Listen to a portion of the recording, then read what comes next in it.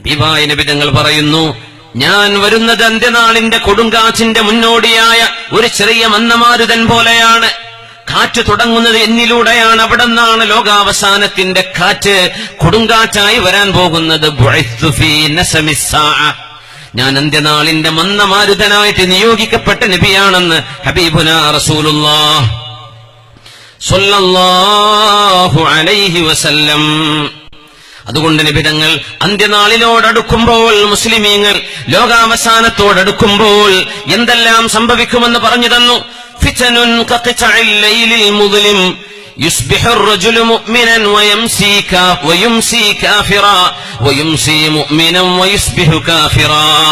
ഹബീബായ നബിതങ്ങൾ പറഞ്ഞു, അന്ത്യനാളിനോടടുക്കുമ്പോൾ ഇരുൾ മുറ്റിയ രാവുകളെ പോലെ, ഇരുളിന്റെ കഷ്ണങ്ങളെ പോലെ മുസീബത്തുകൾ വരും. നമുക്ക് പരീക്ഷണങ്ങൾ വരും, കടുത്ത പരീക്ഷണങ്ങൾ വരും. സുബ്ഹാനല്ലാഹ്. ഹബീബായ നബി തങ്ങൾ അന്നൊരിക്കൽ ഉറക്കത്തിൽ നിന്ന് പേടിച്ചെഴുന്നേൽക്കുന്നു. സുബ്ഹാനല്ലാഹ് എന്ന് പറഞ്ഞു നബി തങ്ങൾ ഉറക്കത്തിൽ നിന്ന് എഴുന്നേൽക്കുകയാണ്. ഖാമ النبي صلى الله عليه وسلم يوما من الايام من نومه فزع.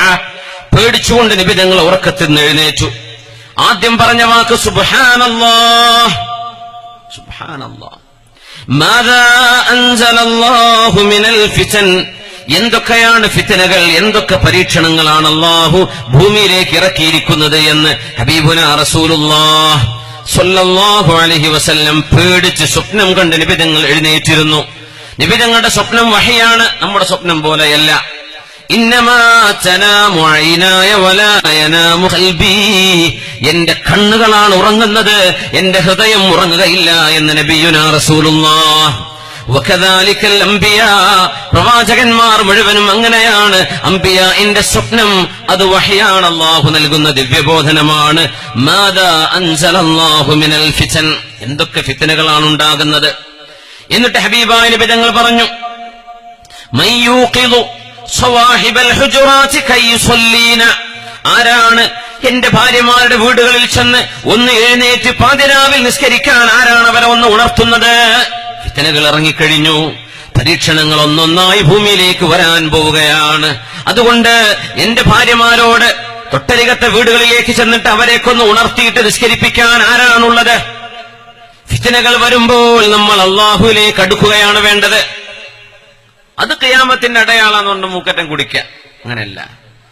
കുടിക്കുന്നത്, മദ്യപിക്കുന്നത് അന്ത്യനാളിന്റെ അടയാളങ്ങളിൽ ഉണ്ട്. നബി തങ്ങൾ പറഞ്ഞതാണ് സ്വല്ലല്ലാഹു അലൈഹി വസല്ലം. പക്ഷേ ഞാനത് ചെയ്യില്ലെന്ന് പറയുകയും ചെയ്ത തെറ്റുകൾക്ക് മാപ്പിരക്കുകയും ചെയ്യേണ്ടത്. ഒരു അടയാളം നമ്മുടെ മുമ്പിൽ പുലർന്നു കഴിഞ്ഞാൽ അല്ലാഹുവിലേക്ക് അടുക്കണം. അതുകൊണ്ട് നബി തങ്ങൾ അന്ന് രാത്രി എഴുന്നേറ്റുകൊണ്ട് പറഞ്ഞു, ഞാൻ ഒരുപാട് ഫിത്നകൾ കാണുന്നു, പരീക്ഷണങ്ങൾ കാണുന്നു. ആ പരീക്ഷണങ്ങൾ അതിജീവിക്കാൻ അല്ലാഹുവിലേക്ക് അടുക്കുകയല്ലാതെ വഴിയില്ല. എന്റെ ഭാര്യമാരുടെ റൂമുകളിലേക്ക് ചെന്ന് അവരെയൊക്കെ ഉണർത്തിയിട്ട് പാതിരാത്രിയിലെ തഹജ്ജുദ് നിസ്കരിക്കാൻ ആരാണ് അവരെയൊന്ന് ഉണർത്തുക എന്ന് ഹബീബുനാ റസൂലുള്ളാഹ് സ്വല്ലല്ലാഹു അലൈഹി വസല്ലം. رب كاسية في الدنيا عارية يوم القيامة. ഈ ഭൂമിയിൽ മറയോടെ നടന്ന എത്രയോ ആളുകൾക്ക് നാളെ ഉടുതുണി ഉണ്ടാവുകയില്ലെന്ന് നബിയുനാ റസൂലുള്ളാഹ്. يقترب للناس حسابهم وهم في غفلة معرضون. എത്രയോ അടയാളങ്ങളെ സംബന്ധിച്ച് നമ്മൾ കേൾക്കുന്നുണ്ട്, മൈൻഡ് ചെയ്യാതെ നടക്കുകയാണ്. ഇതൊന്നും എന്നോടല്ല, ഇതാരോടോ പറയാൻ എന്ന് വിചാരിച്ചുകൊണ്ട് നടക്കുന്നു. മാ യഅതീഹിം മിൻ ദിക്രിൻ മിർ റബ്ബിഹിം മുഹ്ദസിൻ ഇല്ലസ്തമഊഹു വഹും യൽഅബൂൻ. അല്ലാഹുവിനെ സംബന്ധിച്ചുള്ള ഉണർത്തലുകൾ കേൾക്കുമ്പോൾ കളിച്ചുകൊണ്ടാണ് അവർ കേൾക്കുന്നത്, സീരിയസ് ആയിട്ട് എടുക്കുന്നില്ല. അല്ലാഹു തആല പറയാണ്, അതൊക്കെ കേൾക്കുമ്പോ തമാശക്ക് എടുക്കാണ്, അതൊന്നും കാര്യമായിട്ട് എടുക്കുന്നില്ല. മുത്തനബി തങ്ങൾ പറഞ്ഞ ഈ ഫിത്നകൾ, അതിനെ സംബന്ധിച്ചൊരു പ്രത്യേകത, സൗഫ തഅതി ഫിതനുൻ യുറഖിഖു ബഅദുഹാ ബഅദാ. മുസ്ലിം ഉമ്മത്തുകൾക്ക് പരീക്ഷണങ്ങൾ വരുമ്പോൾ, ഒരു പരീക്ഷണം വരുമ്പോഴേക്കും അടുത്ത പരീക്ഷണം വരികയായി, ഒന്ന് തീരുമ്പോൾ മറ്റൊന്ന്. യുറഖിഖു ബഅദുഹാ ബഅദാ. പുതിയ പരീക്ഷണം വരുമ്പോൾ നമ്മൾ പറയും പഴയതൊന്നും സാരല്ല എന്ന്. അത്തരം പരീക്ഷണങ്ങൾ വരും. നോക്കണം ഹബീബിന്റെ പ്രയോഗം, എത്രയോ പ്രശ്നങ്ങൾ ഉണ്ടായിരുന്നു. ഇപ്പൊ പറയുമ്പോ നോട്ട് പിൻവലിച്ചത് അപ്പൊ വലിയ മുസീബത്ത് എന്ന് പറയും അല്ലേ. അത് കഴിഞ്ഞ് വേറൊന്ന് വരും, പടച്ചോനെ പൊന്നിന് നിയന്ത്രണോ, അപ്പൊ നോട്ടിന്റെ കാര്യം മറക്കും. പിന്നെ സ്ഥലത്തിന്റെ അപ്പൊ സ്വർണത്തിന്റെ കഥ മറക്കും. ഈ രീതിയിൽ. പക്ഷെ നമ്മൾ അതിനെ കുറിച്ചല്ല പറയുന്നത്. മുസ്ലിമീങ്ങൾക്ക് പരീക്ഷണം വരുമ്പോ ലോക മുസ്ലിമീങ്ങളുടെ മുമ്പിൽ ഏറ്റവും കടുത്ത പരീക്ഷണങ്ങൾക്ക് നമ്മുടെ സഹോദരന്മാർ, നമ്മുടെ സഹോദരിമാർ, നമ്മുടെ പിഞ്ചുമക്കൾ വിധേയരാകുമ്പോ അത് കഴിയുമ്പോൾ നമ്മൾ അടുത്തത് മറക്കും. ഒന്ന് വരുമ്പോൾ അതിന്റെ മുമ്പത്തേത് മറന്നുപോകുന്നു. സ്പെയിനിന്റെ പതനം നടക്കുമ്പോ ലക്ഷക്കണക്കിന് മുസ്ലിമീങ്ങളെയാണ് ചുട്ടുകൊന്നത്. അത് വെസ്റ്റേൺസ് നടത്തിയ പഠനത്തിൽ കാണാം.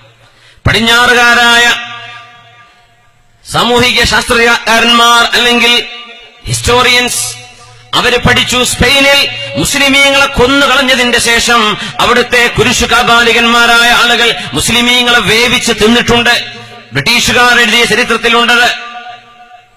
പച്ചയായ മനുഷ്യ ശരീരം വേവിച്ചു തിന്നിട്ടുണ്ട് സ്പെയിനിൽ മുസ്ലിമീങ്ങളുടെ. എന്നാൽ സ്പെയിനിന്റെ പതനം കഴിഞ്ഞതിന്റെ ശേഷം നമ്മളത് മറന്നു. പിന്നെ നമ്മൾ അഫ്ഗാനിസ്ഥാനിലേക്ക് വരുന്നു. അവിടെ മാർക്സിസ്റ്റ് പക്ഷത്തുണ്ടായിരുന്ന സോവിയറ്റ് യൂണിയൻ അഫ്ഗാനിൽ ലക്ഷക്കണക്കിന് മുസ്ലിമീങ്ങളെ കൊന്നൊടുക്കുന്ന സംഭവമുണ്ടായി.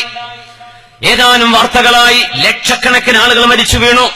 അവസാനം റഷ്യൻ ചെങ്കടകൾ ആ ഒരു പടക്കെതിരെ അഫ്ഗാനികളായ കുട്ടികൾ കല്ലെടുകളെടുത്ത്, കയ്യിൽ കിട്ടിയ ആയുധങ്ങളെടുത്ത് അഫ്ഗാനികൾ പോരാടി വീരമൃത്യു വരിച്ച് ഒരു രാജ്യത്തിന്റെ സ്വാതന്ത്ര്യത്തിന് വേണ്ടി പടപൊരുതിയപ്പോ അവിടെ മരിച്ചു വീണത് ലക്ഷക്കണക്കിന് ആളുകളാണ്. സ്പെയിൻ അപ്പോഴേക്കും മറന്നു. പിന്നെ അഫ്ഗാനായി. അഫ്ഗാൻ കഴിഞ്ഞപ്പോൾ പിന്നെ നമ്മൾ വരുന്നു മുസ്ലിമീങ്ങൾ അധിവസിക്കുന്ന എത്രയോ ലക്ഷക്കണക്കിന് മുസ്ലിമീങ്ങളെ ചുട്ടുചാമ്പലാക്കിയ സോവിയറ്റ് യൂണിയന്റെ ആ ഒരു സംഭവത്തിലേക്ക്. അവിടുത്തെ കാറൽ മാർക്സിന്റെ അനുയായികൾ മുസ്ലിമീങ്ങളായ ആളുകളെ അതിദാരുണമായി കൊല ചെയ്തിട്ടുണ്ട്. എത്രയോ ആളുകളെ സോവിയറ്റ് യൂണിയനിൽ മുസ്ലിമീൻ അനുഭവിച്ച എത്രയോ വലിയ ത്യാഗം, ലക്ഷക്കണക്കിന് ആളുകൾ, നമ്മുടെ പള്ളികൾ തച്ചുടക്കപ്പെട്ടത്. ഒന്ന് കഴിയുമ്പോൾ ഒന്ന് തീരുമ്പോൾ ഒന്ന്. അത് കഴിയുമ്പോൾ ബോസ്നിയ വരികയുണ്ടായി. എത്രയാണ് നമ്മൾ ബോസ്നിയയ്ക്ക് വേണ്ടി ദുആ ചെയ്തത്. ബോസ്നിയക്കാരായ മുസ്ലിമീങ്ങൾ എന്ത് പാപം ചെയ്തു. ലോകത്തെ ഒരുപാട് രാജ്യങ്ങൾ കമ്മ്യൂണിസം വേണ്ട എന്ന് പറഞ്ഞതിന്റെ പിന്നാലെ ബോസ്നിയക്കാർ പറഞ്ഞപ്പോ അതിന്റെ പേരിൽ ദാരുണമായി കൊല ചെയ്യപ്പെട്ട മുസ്ലിം ഉമ്മത്ത്. അപ്പോഴേക്ക് നമ്മൾ അഫ്ഗാൻ മറന്നു, റഷ്യ മറന്നു, പിന്നെ ചെച്നിയയായി റഷ്യ, ബോസ്നിയ മറന്നു, ചെച്നിയയിലേക്ക് വന്നു. ഇന്നിതാ ബർമ്മ കാണുന്നില്ലേ? ബർമ്മയിലെ പാവപ്പെട്ടവരായ പിഞ്ചുമക്കളെ പോലും വെടിവെച്ചു കൊല്ലാൻ ഹൃദയത്തിന്റെ ഉള്ളിൽ കാരുണ്യത്തിന്റെ ലേശം പോലുമില്ലാത്ത അവരേതെങ്കിലും ഒരു മതവിശ്വാസിയാണെന്ന് ഞാൻ പറയുന്നില്ല. അവരുടെ മതം പിശാച്ച്, അവരുടെ മതം പിശാച്ചിന്റെ മതം. ഒരു ബുദ്ധമതന് പോലും അത് ചെയ്യാൻ കഴിയില്ല. ജൈനനത് ചെയ്യാൻ കഴിയില്ല, അവന് വിശ്വാസിയാണെങ്കിൽ. ഒരു ഹിന്ദുവിനത് ചെയ്യാൻ കഴിയില്ല. ഒരു നിരീശ്വരവാദിക്ക് പോലും മറക്കാത്ത ഏറ്റവും കഠിനമായ ക്രൂരമായ അതിദാരുണമായ കൊലപാതകങ്ങൾക്ക് അവിടുത്തെ മുസ്ലിം കുടുംബങ്ങൾ ദൈനംദിനം ദിവസേന എന്നോണം വിധേയരായിക്കൊണ്ടിരിക്കുന്നു. നമ്മളത് മറന്നു കളയുന്നു. നമ്മളപ്പോഴേക്കും മറ്റു ചിന്തകളിലേക്ക് പോകുന്നു. ആരാണ് മുസ്ലിമീങ്ങളുടെ പ്രശ്നങ്ങൾ ഇടപെടാനുള്ളത്? മുത്തനബി തങ്ങൾ പറയുന്നു, യുറഖിഖു ബഅദുഹാ ബഅദാ. ഓരോ പരീക്ഷണങ്ങളും വരുമ്പോൾ അതിന്റെ മുമ്പ് കഴിഞ്ഞത് നിങ്ങളെ മറപ്പിച്ചു കളയുന്ന പുതിയ പരീക്ഷണങ്ങൾ നിങ്ങൾക്ക് വന്നുകൊണ്ടിരിക്കുന്നു. ശേഷം വന്നില്ലേ നമ്മുടെ ഇറാഖ് നമുക്ക് നഷ്ടമായി. എന്തെല്ലാം അധിനിവേശത്തിന്റെ പേര് പറഞ്ഞാലും ഒരു രാജ്യത്ത് ഒരു ഭരണാധികാരിയെ താഴെയിറക്കുന്നത് ഒരു ഭരണാധികാരി അള്ളാഹുവിന്റെ തണലാണ് ഭൂമിയിൽ എന്ന് റസൂലുള്ളാഹി സ്വല്ലല്ലാഹു അലൈഹി വസല്ലം. അതിക്രമികളോട് നേരിടേണ്ട സംവിധാനമുണ്ട് ഇസ്ലാമിൽ. ഭരണകൂടത്തെ എങ്ങനെയാണ് താഴെ ഇറക്കേണ്ടതെന്ന് മുസ്ലിമീങ്ങൾക്ക് മുസ്ലിം ഉലമാഇന്റെ ഫത്വകളുണ്ട്, അവർ പറഞ്ഞു തരും. എന്നാൽ അധിനിവേശത്തിന്റെ കൈകൾ മുസ്ലിം രാജ്യങ്ങളിലേക്ക് കടന്നുവരികയും നമ്മുടെ ഇറാഖ് മഹാനായ ഷെയ്ഖ് മുഹയ്യിദ്ദീൻ അബ്ദുൽ ഖാദിർ ജിലാനി തങ്ങൾ ജീവിച്ച നാട്, മഹാനായ അഹ്മദ് ബിൻ ഹംബൽ തങ്ങളുടെ നാട്, മഹാനായ ഹസനുൽ ബസ്രിയുടെ നാട്, മഹാനായ ജുനൈദുൽ ബഗ്ദാദിയുടെ നാട്, മഹാനായ ഇമാമുന ശാഫിഈ തങ്ങൾ ഇൽമു പഠിക്കാൻ ചെന്ന നാട്, മഹാനായ ഇബ്രാഹിം നബി അലൈഹിസ്സലാം ജനിച്ച നാട്, മഹാനായ യൂനുസ് നബി അലൈഹിസ്സലാമിന്റെ നാട്, മഹാനായ ദുൽഖർനൈൻ തിരിച്ചു വന്ന നാട്, എത്രയോ വലിയ മഹത്തുക്കൾ കാലുവെച്ച നാട്. ആ പരിശുദ്ധമായ നാട് കുട്ടിച്ചോറായിട്ട് ഒരു കാലത്ത് നിറഞ്ഞു നിന്നു ഇറാഖിന്റെ വാർത്തകൾ. അപ്പോഴേക്കും ലിബിയ വന്നു. ഇറാഖ് മറന്നു, നമ്മൾ മറന്നു. പിന്നെ ലിബിയ വന്നു, പിന്നെ ഈജിപ്ത് വന്നു, അൾജീരിയ വന്നു, യമൻ വന്നു. ഇന്നിതാ കത്തിക്കൊണ്ടിരിക്കുന്ന യമനികൾ. അവിടുത്തെ സംഭവവികാസങ്ങൾ എന്തൊക്കെയാണ്? ഒന്ന് കഴിഞ്ഞാലൊന്ന്. ഈ രീതിയിൽ ഒരു രാജ്യം കഴിയുമ്പോൾ അടുത്ത രാജ്യം, ഒരു പരീക്ഷണം കഴിയുമ്പോൾ അടുത്ത പരീക്ഷണം, അങ്ങനെ യുറഖിഖു ബഅദുഹാ ബഅദാ. ഒന്ന് വരുമ്പോഴേക്കും അടുത്തത് വരുമ്പോൾ ഈ അനുഭവിച്ചത് നിങ്ങൾ മറന്നുപോകുന്ന, അത് ചെറുതാണ് എന്ന് തോന്നിപ്പോകുന്ന പരീക്ഷണങ്ങൾ അന്ത്യനാളിന്റെ മുമ്പ് എന്റെ ഉമ്മത്തികൾക്ക് വരാനുണ്ട്. നിങ്ങൾ അടിയുറച്ചു നിൽക്കണേ, പതറിപ്പോവരുതേ എന്ന് ഹബീബായ റസൂലുള്ളാഹ് സ്വല്ലല്ലാഹു അലൈഹി വസല്ലം. സ്വല്ലു അലൻ നബി മുഹമ്മദിൻ വആലിഹി.